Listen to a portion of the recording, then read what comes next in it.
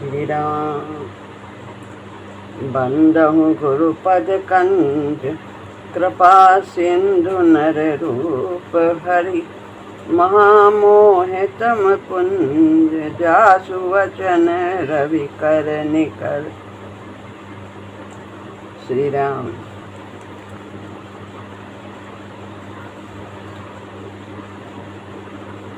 आध्यात्मिक साधन भाग 2 में हम सभी महाराज जी द्वारा लिखा हुआ अध्याय आत्मदान के विषय में सुन रहे थे। तो आत्मदान करने के लिए यानी आत्मसमर्पण करने के लिए कौन कौन सी बाधाएं आती हैं और किस किस क्षेत्र से आती हैं उनको पहचानना होगा। तो पिछले सत्र में हम सभी ने बुद्धि के क्षेत्र की बाधा क्या होती है इसके विषय में सुना था। तो बुद्धि के क्षेत्र की बाधा थी कि बद्ध मूल सिद्धांत यानी जिनकी जड़ों से हम बंधे हुए हैं, प्राचीन परंपरा रूढ़ी जिनका कि आधुनिक समय में कोई महत्व नहीं है। समय के अनुसार ये परंपराएं बदलती हैं, लेकिन हम आज भी उन परंपराओं को लेकर चलते हैं जो साधक को बंधन में बांधती हैं। जैसे कि शादी में एक प्रथा है कि जब लड़के की शादी होती है, बारात जाने वाली होती है, तो माता कुएं में पैर लटका के बैठ जाती है कि अब तो तुम अपनी दुल्हन लाने जा रहे हो और अब हमारी कोई कदर नहीं करोगे, अब हम मरने जा रहे हैं। तो फिर बेटा माँ को समझाता है और कसम खाता है कि नहीं, हम तुम्हारा ख्याल रखेंगे। तो ये कसम तो खा लिया, लेकिन इस कसम की पूर्ति कुछ करते हैं, कुछ नहीं करते। ये जिसको करना है वो ऐसे ही करेगा। इस तरह की अनेक परंपराएं। तो बद्ध मूल सिद्धांत जो हमें बांधने वाले हैं, झूठ मूठ की कसम खिलाकर हम इस प्रकार के रूढ़िवादी प्रथा को चलाते हैं। तो किसी ने ऐसा किया होगा तो सबने अब इसको मान लिया कि ये एक हमारा रिवाज है, रीति। तो ये है बद्ध मूल सिद्धांत बुद्धि के क्षेत्र में। और तर्क संशय ये भी बुद्धि के क्षेत्र में मिलेगी। हम शास्त्र की बातों में संशय करते हैं, भगवान की बातों में संशय करते हैं, गुरुदेव की बातें जो उन्होंने हमारे कल्याण के लिए बताई उसमें हम संशय करते हैं, तर्क करते हैं। और तर्क समझने के लिए नहीं करते हैं, तर्क अपनी बात को मनवाने के लिए करते हैं। यहीं पर गलत है। तो बुद्धि के क्षेत्र में ये बद्ध मूल सिद्धांत जिनकी जड़ों से हम बंधे हैं, जो हमें बांधते हैं, ऐसे सिद्धांतों को पकड़ा हुआ है और संशय करते हैं, तर्क करते हैं, अहंकार करते हैं।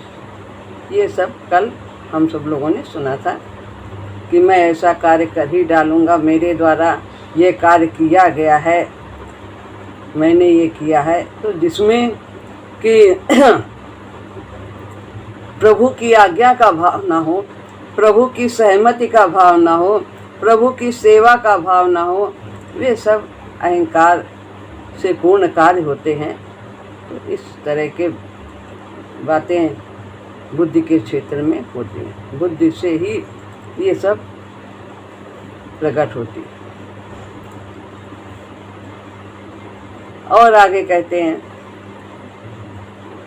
किसी वाद विशेष से आसक्ति बुद्धि के विषय में दूसरा उदाहरण है। हमारी बुद्धि अनेक वादों से घिरी, वाद विवाद, वाद हम साम्यवाद मानते हैं, हम भौतिकवाद मानते हैं, उनकी जो नियम है उन्हीं को मानते हैं और उन्हीं में पड़े रहते हैं और सत्य तक पहुंच ही नहीं पाते हैं।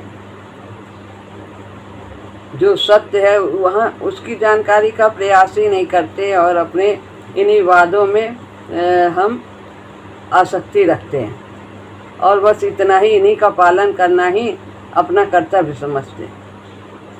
तो जब तक व्यक्ति किसी वाद से बंधा हुआ है, सत्य उस पर प्रकट नहीं हो सकता। जो बुद्धि इस प्रकार से श्रृंखलित है, इस प्रकार से मतलब संतुलित नहीं है, ठीक उस श्रृंखलित है, वो माहेश्वरी के चैतन्य की अभिव्यक्ति का यंत्र कैसे बन सकती है। तो एक ऐसे भी हैं धर्म की, बस अपने धर्म को जीवित रखना है, अपने धर्म को बचाना है, उसके लिए कितनी ही की हत्या हो जाए तो कोई बात नहीं, हम तो इसका प्रचार करते हैं और हमारे यहाँ ये उचित है, ऐसा बात है। भावना ही नहीं है कि सब में प्रभु का वास है, प्राणी हैं, हमें मारने का अधिकार नहीं है, हमें जब हम जीवन किसी को नहीं दे सकते तो हम मार कैसे सकते हैं। तो धर्म की आड़ में कितनी ही संघर्ष होते। अधिकाधिक अधिकार बुद्धि को इतना कहने का है कि मुझे जितना बोध है, कोई पूरे ज्ञान की वो नहीं दावा नहीं कर सकता कि मैं संपूर्ण ज्ञान को जानता हूँ, संपूर्ण सत्य को जानता हूँ, सब कुछ। वो तो केवल परमात्मा ही जानते हैं। जिसने देखा भी है तो वो उसी तरह, सबके अलग अलग अनुभव हैं और सब कोई ये नहीं कह सकता कि सत्य इतना ही है, ईश्वर इतना ही है। ये एक पहाड़ की तरह है कि उस पूरे पहाड़ को कोई व्यक्ति देख ही नहीं सकता चारों तरफ से। जो जहाँ खड़ा है, जिसको जो दिखाई देता है, बस वो उतना ही जान पाता है। कोई आगे से देखता है, कोई पीछे से देखता है, कोई बगल से, कोई इस साइड से, तो पूरे पहाड़ को कोई नहीं देखता। सत्य की पूरी जानकारी का दावा कोई नहीं कर सकता।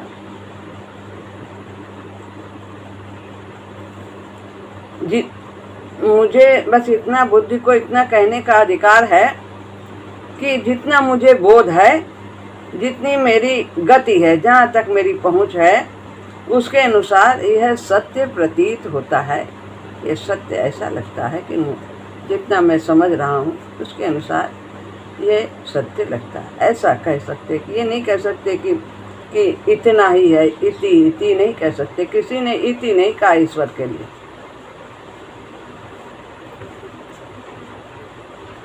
बुद्धि के लिए सत्य के ज्ञान का दावा करना छोटे मुंह बड़ी बात है।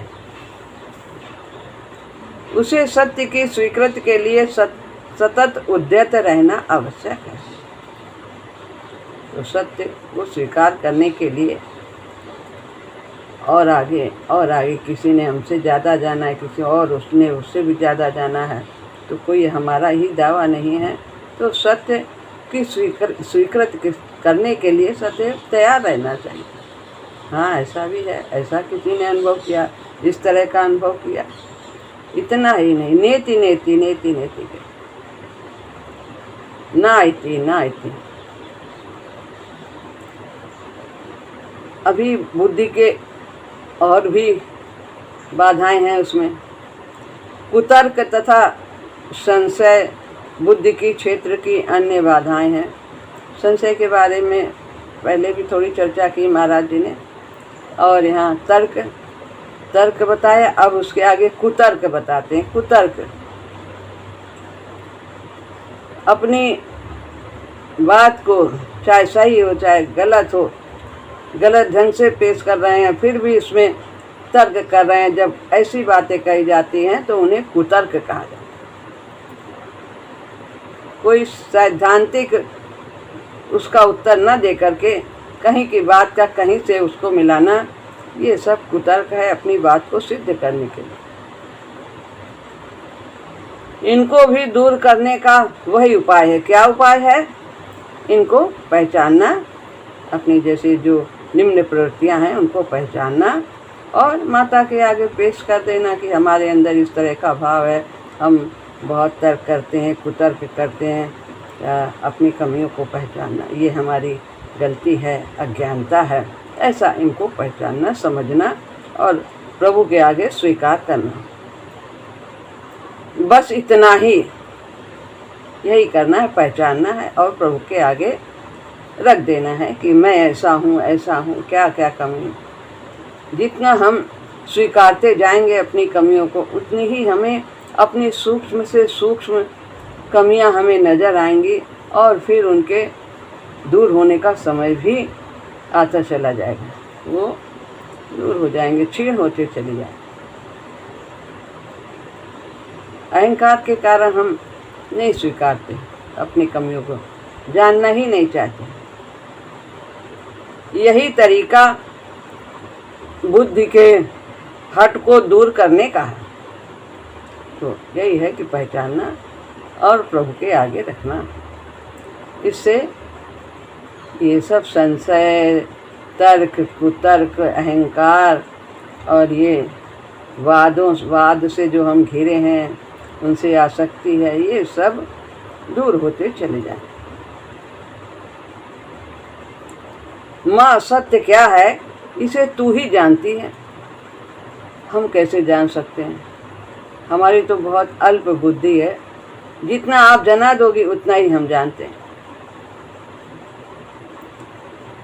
माँ यह बुद्धि तो अल्प ही जान सकती है, इसकी एक सीमा है। स्थूल शरीर की एक सीमा है, बुद्धि की सीमा, मन की, इंद्रियों की, हृदय, हर चीज की, प्राण की, हर एक की एक सीमा है। स्थूल की तो सीमाएं हैं। ये बुद्धि की ग्रंथि तेरे अर्पण है, तू ही इसे सुलझा सकती है, ताकि ये सब दिव्य कार्य में लग जाएं, जीवन को दिव्य बना दें। जो कुछ ऊपर लिखा गया है इससे स्पष्ट है कि आत्मसमर्पण वहीं तक किया जा सकता है जहाँ तक अंतरात्मा का प्रश्न है, जहाँ तक इनकी सीमा है। मन की, अंतरात्मा, ये सब एक सब सीमा है इनकी, बुद्धि की, हृदय की, प्राण की, ये सब चतुष्टय हैं। तो जहाँ तक अंतरात्मा भी जो है प्रभु का अंश है, तो ये एक सीमा तक ही किया जा सकता है। पूर्ण रूप से आत्मसमर्पण तो माँ के होने पर ही हो पाता है। माँ जब निर्मल करने लगती है तभी हो पाता है, बाकी सब होने लगेगा। हमें एक सीमा तक कार्य करना ही होगा, इनको पहचानना ही होगा। अपनी निम्न प्रवृत्तियों को, इतना महाराज जी बता रहे हैं, इन्हें पहचानना है कि ये क्या है, तर्क है, संशय नहीं करना चाहिए और सत्य को जानने के लिए सदैव उद्यत रहना चाहिए, स्वीकार करना चाहिए। केवल मात्र साधक को अपने को खोल देना है माता के कार्य के लिए। यही है स्वीकार करना, माता के आगे रखना, अपनी कमियों को रखना, बस बता देना। जैसे डॉक्टर के सामने मरीज अपने अंग को खोल देता है, जहाँ तकलीफ होती है, बीमारी होती है, रोग होता है, वो बाकी तो वो सब देखता है, ठीक से भली प्रकार से उसका उपचार करता है। बाकी सब कुछ कार्य माँ स्वयं करेगी और एक हद तक इस खोलने के काम को भी माता स्वयं कर डालेगी। आप स्वीकार करो। उनके सामने अपनी कमी को स्वीकार करते हैं थोड़ा सा हम लोग, तो फिर वो और भी ज़्यादा, जैसे बच्चा दिखाता है अपने शरीर में पेट में दर्द है तो वो थोड़ा सा दिखाता है, ठीक से दिखा नहीं पाता, वस्त्र हटाकर माँ उसका भली प्रकार से ठीक से उसका वस्त्र हटा के ऊपर करके और देखती है पेट में कहाँ तकलीफ़ है, क्या है, भली प्रकार। और बच्चा तो उतना नहीं दिखा सकता। तो इसी तरह हमें स्वीकार करना है, पहचानना है और स्वीकार करना है। बाकी माँ वो भी खोलने में सहायता करेगी, हमें अपने अंदर जो विकार हैं उनको पहचानने में, और वो हमारी सहायता करेगी। साधक जागरूक रहकर बुद्धि का उपयोग करके इस प्रकार से माता की सहायता कर सकता है। थोड़ा सा अपने को समर्पण करना है, तो बाकी तो वो माता देख ही लेगी कहाँ कहाँ है, और भली प्रकार देखेगी और उसे दूर भी करेगी। इस प्रकार से उसी कार्य की निष्पत्ति शीघ्र हो जाती है। फिर जब हम भी सहयोग करते हैं, माता का भी सहयोग चाहते हैं, प्रभु का सहयोग चाहते हैं, तो हम जल्दी निर्मल होने लगते हैं, यानी आत्मदान हमारा शीघ्र होने लगता है। आत्मसमर्पण और आत्मदान एक ही बात है। साधक जैसा है, जो है, बुद्धि, हृदय, प्राण तथा शरीर जैसे हैं, ठीक वैसे ही वो माँ के अर्पण होता है। भले हैं, बुरे हैं, कैसे भी हैं, हम तेरे हैं और तेरी शरण में हैं। जैसे अर्जुन भगवान की शरण में आ गए थे, उनकी बुद्धि ठीक से कार्य नहीं कर पा रही थी, क्या करें क्या ना करें, कोई निर्णय नहीं ले पा रहे थे, तो भगवान के आगे स्वीकार किया कि हम समझ नहीं पा रहे हैं कि क्या करें, क्या युद्ध करें कि ना करें, क्या करें, सब पाप भी लगता है और नहीं करते हैं तो क्या भिक्षा मांग के खाएंगे। तो ये प्रभु के सामने रख देना है कि हमारी ऐसी सोच है, ऐसा हम विचार करते हैं, ऐसी बुद्धि है, ऐसे हृदय में हमारे बहुत मान सम्मान पाने की लालसा है, प्राण बहुत कामना करता है, बहुत चाह है इसके अंदर सांसारिकता की, और इस प्रकार शरीर भी पूरा इंद्रियों के माध्यम से सब कुछ संसार में ही लगा हुआ, विषय भोगों में ही तृप्त अपने को महसूस कर रहा है। हम इनसे निकल नहीं पा रहे हैं, आपकी सुमिरन हमसे नहीं बन पा रहा ठीक से, मन इधर भी जाता है, मन संसार में भी जाता है, कुछ समझ में नहीं आता है। प्रभु ऐसे हैं हम, और प्रभु के आगे शरणागत हो जाना चाहिए। तो सफाई का काम तो माँ ही करेगी, माँ का यही कार्य है। बच्चे को केवल समर्पित करना है, रोना गाना चिल्लाना भागना शिकवा शिकायत करना, ये सब जितनी जल्दी हो ये हमारा छूटता जाना चाहिए। भागू सरकू बाँ पकड़कर भरे गोद चूमे निष्काम, भागते हैं फिर भी प्रतिकूलता आती, परेशान होते हैं, व्याकुल हो जाते हैं, लेकिन फिर भी माँ की ही शरण में रहते हैं। माँ डांटती है फिर भी बच्चा माँ की तरफ आता है, फिर उसी की गोद में आता है।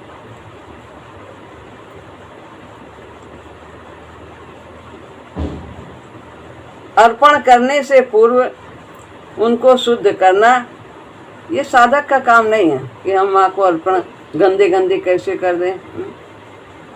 तो एक साधक थे, तो भैया जी ने उनसे कहा, मथुरा प्रसाद भैया जी जो हमारे पथ प्रदर्शक, तो पूजनीय भैया जी ने कहा कि तुम दीक्षा ले लो, मंत्र ले लो, गुरु मंत्र।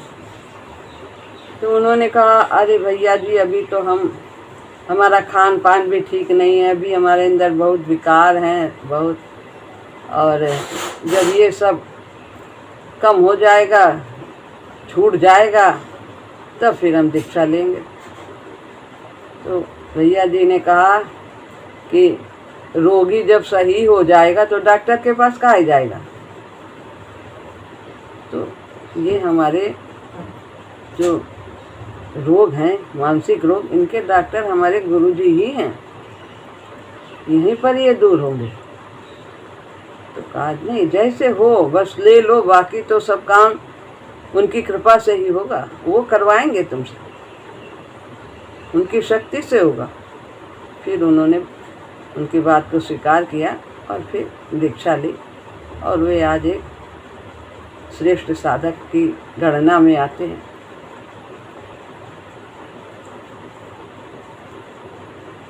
बालक जैसा भी हो, माँ को पुकारे तो माँ उठा लेती है। गंदा हो, साफ हो, कैसा भी हो, रोने लगता है। खूब धूल मिट्टी में खेला, फिर भी रो रहा, चिल्ला रहा, तो उसको माँ ये नहीं कहेगी पहले तुम साफ करके आओ। छोटा बालक, हम छोटे बालक, बड़े बच्चे नहीं हैं। तो उसको उठाएगी और उसे साफ करेगी, नहलाएगी, धुलाएगी और उसे दुलार करेगी। ठीक इसी प्रकार से साधक के समर्पण को माता ग्रहण करती है। गंदगी को दूर कर संवारना तो माता का काम है। अतः समर्पण के द्वारा महाशक्ति क्रियाशील हो जाती है। समर्पण की भावना होनी, आत्मदान की भावना होनी चाहिए। समर्पण, गले राम की जेवरी जित खींचो तित जाए। जैसा आप कहोगे वही स्वीकार है। तेरी रजाई इरशाद हो, मकबूल दिल प्रसाद हो। तेरी खुदाई के सामने शिकवा न कोई सवाल हो। यही शिकवा न कोई सवाल, जो आप चाहे अनुकूलता है चाहे प्रतिकूलता है, हम आपके चरणों में हैं और स्वीकार जानते हैं कि ये हमारे कल्याण के लिए ही है। प्रभु हमारी सफाई करना चाहते हैं, निर्मल करना चाहते हैं, अपने समान बनाना चाहते हैं। अतः समर्पण के द्वारा महाशक्ति क्रियाशील हो जाती है, शोधन का कार्य आरंभ कर देती है। हमारे एक एक अंग में शोधन की क्रिया आरंभ हो जाती है और साधक का संशोधन करती है और अंत में उसे दिव्य कर देती है।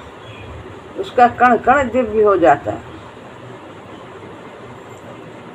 दिव्य हो जाता है। शरीर जो है वो रोम रोम में माता की ही आवाज निकलती है। सारे यंत्र उसके प्रभु के लिए ही लग जाते हैं, उन्हीं की सेवा में लग जाते हैं। निजी कोई स्वार्थ नहीं रहता। साधक को यहाँ जागरूक मात्र रहना है, माता की होने वाली क्रिया को देखना है। क्रिया होगी, कभी उभार आएंगे, कभी हम शांत रहेंगे, कभी विकार उभरेंगे। पूज्य चाचा जी जब सीटिंग देते थे तो फिर कहते थे देखो बेटा सजग रहना, अगर कोई विकार उभरे तो उसको देखना, धैर्य रखना, घबराना नहीं। वो सफाई करने में जो जहाँ जहाँ क्रोध, लोभ, अहंकार आदि इन सब के संशोधन इनका होता है। तो कभी बिल्कुल शांत प्रतीत होते हैं, कभी कभी बहुत एकाध इतना बड़ा झटका आता है कि थोड़ी आंधी आ जाती है क्रोध की, काम की, लोभ। तो ये सही, इसको पहचानना होगा, अपने को स्थिर रखना होगा। इनकी पुष्टि नहीं करनी है, इनको पहचानना है कि ये निकल रहे हैं, ये हमारे शत्रु हैं, ये माता कार्य कर रही है, पुष्टि नहीं करनी। माता की होने वाली क्रिया को देखना है और ऊपर लिखे तरीके से योग देना है, समर्पण करना है। अब हम हृदय के समर्पण पर विचार करेंगे। अभी तक बुद्धि का समर्पण बताया गया है कि बुद्धि के क्षेत्र में क्या क्या बाधाएं हैं। संशय है, तर्क है, कुतर्क है, अहंकार है, अनेक वादों से घिरे हैं, अनेक परंपराओं, रूढ़िवादियों, इन सबको हम इनसे बंधे हुए हैं, जो जिनका जीवन में कोई महत्व नहीं है, आसार हैं, और उन्हीं को करते चले आए। जो करना चाहिए वो नहीं कर पा रहे हैं। इतने समय को अपने इसकी कीमत नहीं समझते हैं कि कितना समय है बचा और कितना हमने गंवा दिया। इस थोड़े से समय में हमें क्या करना है, ये हमें सोचना चाहिए। राग तथा द्वेष हृदय के कंटक हैं। हृदय में राग है और द्वेष है, ये बाधा है हृदय की। हम राग करते हैं अनुकूल व्यक्ति से, वस्तु से, परिस्थिति से, घटना से, जो हमारे इंद्रियों को सुख पहुँचाए। तो वह शरीर को सुख पहुँचाए, मन को सुख पहुँचाए, ऐसे ही व्यक्ति की हम इच्छा करते हैं। तो अनुकूल परिस्थिति से, व्यक्ति से, वस्तु से, इन सबको हम चाहते हैं। और जो प्रतिकूल हैं उनको नहीं चाहते। जब हम एक को चाहते हैं तो दूसरे को नहीं चाहेंगे। द्वंद्व तो है इस संसार में, हर एक चीज़ का जोड़ा है। जब हम एक को चाहते हैं तो दूसरे से हमें द्वेष होता है, वो हम नहीं चाहते। तो ये राग और द्वेष दोनों ही बंधन के कारण। भगवान ने गीता में कहा, राग द्वेष वियुक्तस्तु विषयानिन्द्रियैश्चरन् आत्मवशैर्विधेय आत्मा प्रसादमधिगच्छति। राग द्वेष से रहित होकर के जिसकी इंद्रियां विषयों में विचरण करती हैं, वही विधेय आत्मा है, अपनी आत्मा पर विजय प्राप्त करने वाला है और प्रसन्नता को प्राप्त करता है, यानी आनंद को प्राप्त करता है। जहाँ राग है, द्वेष है, वो आनंद की स्थिति को नहीं प्राप्त कर सकता। तो जो भी सहज प्राप्त है, जो हमारे कर्मों के अनुसार, प्रारब्ध के अनुसार जो मिला है, उसी में हम सही सोच के साथ हम आगे बढ़ते चले जाएं। नया संस्कार न बनाएं, दूसरों को दोषी न ठहराएं। काहू नहीं को सुख दुख कर दाता, निज कृत कर्म भोग सब भ्राता। तो इस प्रकार हम कुछ कितना भी चाहें कि ये ना आए, ना आए, प्रतिकूलता ना आए, ऐसा कैसे हो सकता है? जो हमने मिश्रित कर्म किए हैं तो हमारे जीवन में सुख भी आता है, दुख भी आता है। संस्कार तो हमें ही क्षीण करने, क्योंकि बनाया तो हम ही ने है। निर्मल तो हमें होना है, तभी तो हम प्रभु के समीप हो पाएंगे। तो बिना भोग किए हम कैसे निर्मल हो पाएंगे? तो भोग करें, सुख जो भी प्रारब्ध है, लेकिन नया संस्कार न बनाए, बंधन न बांधे अपने में कि ये सब मैंने किया, मेरी वजह से इतना अच्छा है, मेरी वजह से अहंकार न आने पाए, ऐसा सोचे। अहंकार नहीं करना और ना ही किसी को दोषी ठहराना। भगवान को लोग दोषी ठहरा देते हैं। भगवान इतनी पूजा करते हैं और ऐसा दे दिया, भगवान हमसे नाराज़ हैं, हमारा ध्यान नहीं दे रखते, उनको दोषी ठहरा देते हैं। तो ये सब राग द्वेष से रहित होना है। ये हृदय के कंटक हैं, कांटे हैं, इनको निकालना होगा। इन्हीं से पैदा होने वाले क्रोध, अमर्ष, ईर्षा, द्वेष इत्यादि, ये सब हृदय के क्षेत्र के हैं। जब राग द्वेष होगा तो जो बाधा डालेगा हमारी कामना में, उसके प्रति क्रोध होगा। जो लोभ में बाधक बनेगा, उसके प्रति क्रोध आएगा। जो कामना में, पूर्ति में, भोग और संग्रह में बाधक होगा, उसके प्रति क्रोध आएगा। तो ये जलन है, हमसे कोई आगे जाए ना, हम ही सबसे बड़े हो जाएं, सब कुछ हमारे पास, दूसरे की बढ़ोतरी को देख करके जलन, ये सब हृदय के विकार हैं।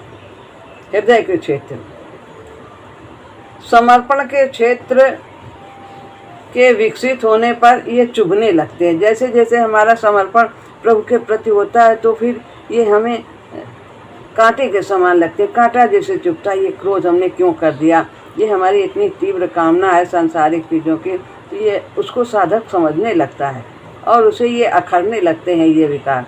जब हमें कांटा चुभने लगता है पैर में, तब हम उसे निकालने का प्रयास करते हैं। जब तक नहीं चुभता, नहीं पता लगता, तब तक पड़ा रहता है उसे।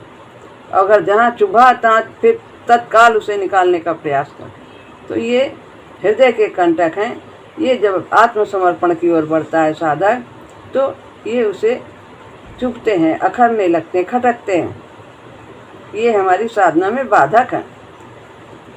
साधक को इन्हें पहचान कर माँ के अर्पण करना होगा और माता उनका विपर्णय कर देगी।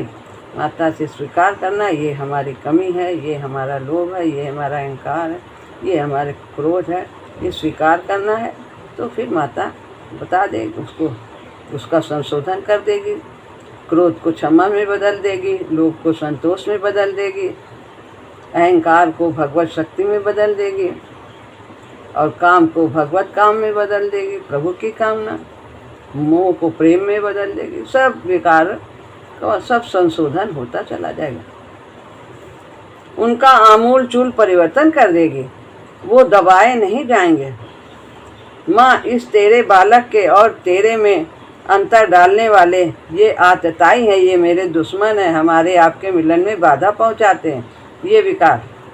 ले इन्हें संभाल। महाराज जी ने कितनी अच्छी तरह के लिखा, तू ही इनसे मुझे छुड़ा सकती है, मैं अब तेरा हूँ, ऐसा साधक कहता है। मेरे नन्हे हाथों में इनसे लड़ने की शक्ति नहीं है, तो मैं इन्हें आपके आगे स्वीकार करता हूँ और आप ही हमें इन सब से बचाएं। तो इस प्रकार स्वीकार करने मात्र से माता कार्य आरंभ कर देती है। साधक को सजग रहना चाहिए। तो श्री राम यहाँ पर ये आज अभी इतना ही हुआ है, आगे फिर दूसरे सत्र में पढ़ेंगे हम लोग। श्री राम राम